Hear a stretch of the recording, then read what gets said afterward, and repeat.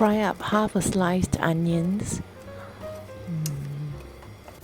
We like some spice, so I've added some cut chilies and then about 100 grams of minced pork.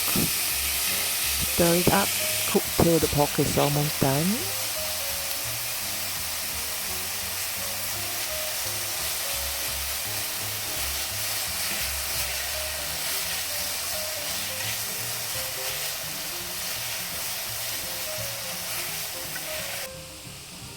Add in some bacon bits that I found in the fridge. Stir everything up. Add some chopped cabbage that's left over from yesterday's dinner.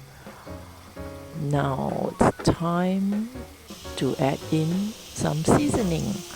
Mentsuyu soy sauce, my favorite seasoning. And some sugar. Okay, continue to stir.